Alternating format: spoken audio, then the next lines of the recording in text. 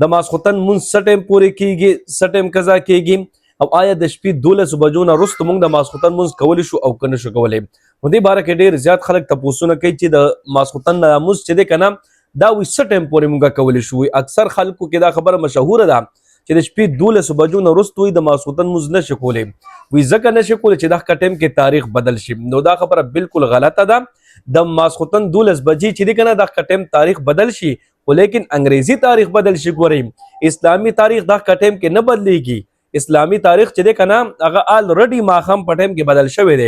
نو د ماسخوتن مونځ چې دی که نه دا تر سهار اذانه پورې تاسو کولی شئ. که تاسو ته سهار اذان نه مخکې داسې یو 15-20 منټ میلاو شول که نه او تاسو ماسخوتن مونځ چارې نه وي کړي الله دې نه کړي نو دغه ټایم کې هم تاسو کولی شئ. ګورئ ډېر خلک وي چې بس د کار کسب د وجې نه یا ډریورۍ د وجې نه یا نور سره مصروفیت د وجې نه پې د ماسخوتن ناموز ناوخته شي که نه نو 12 بجو نه وروسته ورته ټایم ښه کافي میلو شي.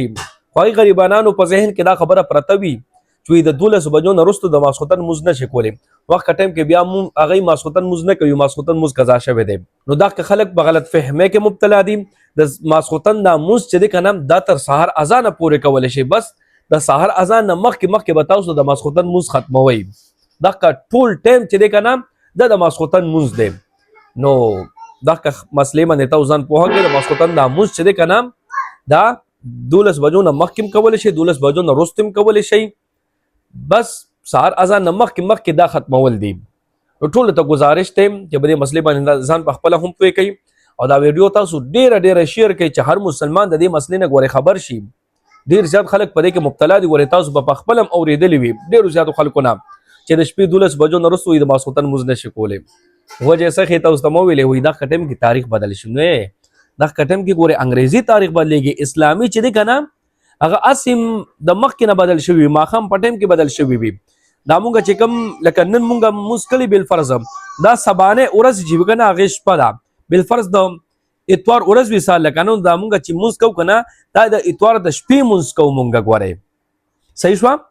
نو اسلامي تاریخ چې دی که نه د ماښام په ټایم کې بس بدل شي 12 بجې چې کوم تاریخ بدلېږي دا انګریزي تاریخ دی.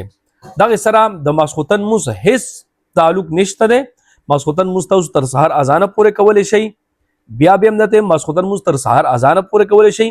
کوم خلک چې دا خبره کوي چې د شپې 12 بجو نه وروسته د ماسخوتن مونځ نشي کولی بالکل غلطه خبره ده. دوی په خپله هم په غلط فهمۍ کې مبتلا دي او نور کسان هم په غلط فهمۍ کې هغې مبتلا کوي. دا ویډیو تاسو ډېره شیر کړئ چې دغه کسان په خپله هم په دې مسلې باندې ځان پوهه کړي چې د ماسخوتن مونځ د 12 بجو نه وروسته بالکل کولی شئ تر سهار اذانه پورې د ماسخوتن د مونځ وخت دی چې دا خلک هم په دې باندې پوه شي او دا ټول زمونږ پښتانه وروڼه په دې مسلې باندې ځان پوهه کړي او هغوی تاسو ته دعاګانې کوي. الله رب العزت موږ شاله باد ساته. دعاګانې کوئ دعاګانې به کوو. الله په امان.